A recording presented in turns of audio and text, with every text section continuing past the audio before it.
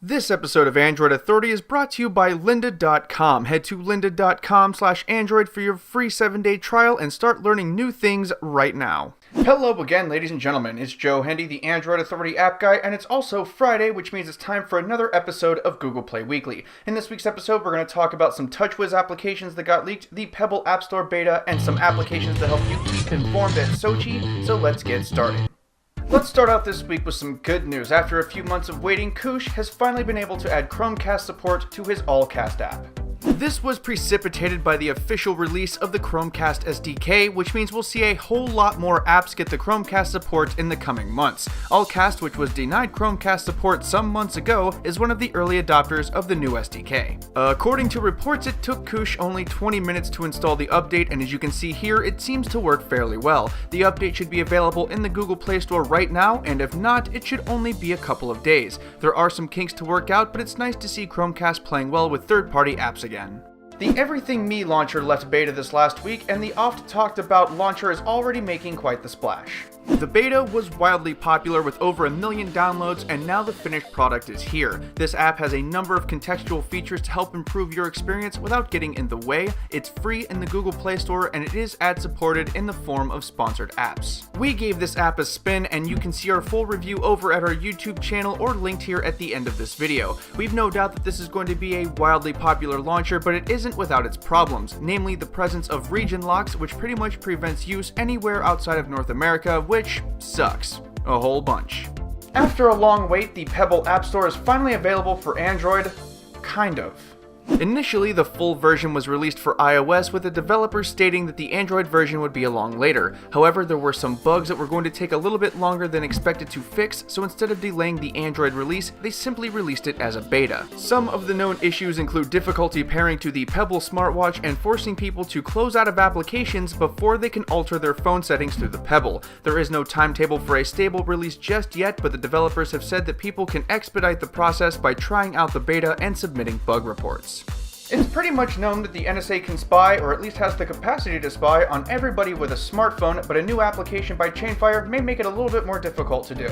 The application is called PryFi, and here's how it works. Your device has what is called a MAC address, and using that MAC address, applications, your device, and certain government agencies can track your location when your MAC address pops up on a Wi-Fi network. So let's say you go from your home to the airport. When you log into the airport Wi-Fi, trackers can go, hey look, there's that MAC address again. That dude must be at the airport. What this app does is randomize your MAC address so that this doesn't happen. It doesn't affect location services of applications. Google Maps can still see exactly where you are, and so can applications like Facebook and Foursquare. The difference is that your MAC address is changed, so those who would track you using your MAC address can no longer do so because it's random and different every time you connect to a new Wi-Fi network. It's nifty, it's great for privacy, and it's available in the Google Play Store right now for free.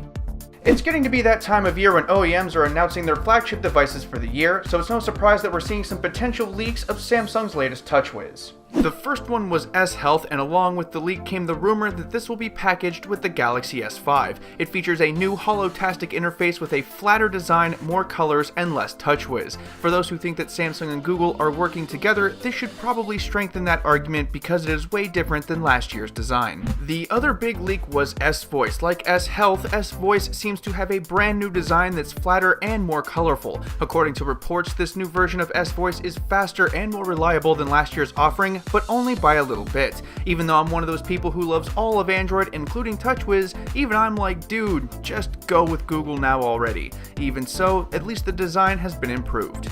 So who wants to see some trending applications? In this week's edition, we're going to go over some applications to help keep you up to date in the Sochi 2014 Winter Olympics. As usual, if you want to check out any of these applications, you can find the links in the written companion, which is in the video description.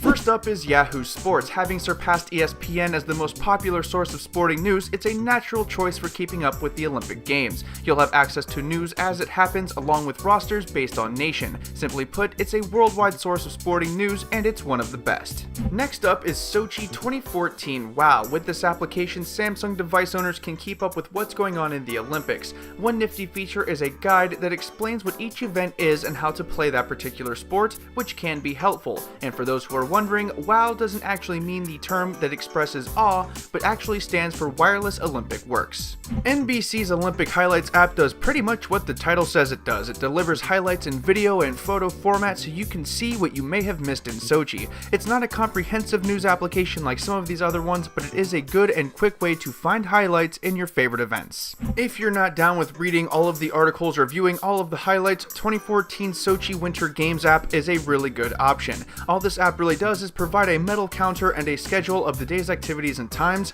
That's really it, folks. Something nice and easy for quick reference. Finally, the Score updated their application specifically for the Olympic events, which means there are a lot of fun and useful features for those who want to keep track. This includes a medal alert notification, up-to-the-minute news, and separate sections for men and women, as well as hockey because this is a Canadian news source. It's free and it'll have good coverage, plus it has good coverage of other sports year-round, so it's an all-around good option. Once again, I'm Joe Hendy, the Android Authority App Guy. Don't forget to subscribe to our YouTube channel, and if you want to follow Android Authority, myself, or the rest of the YouTube crew, you can find our links in the video description below.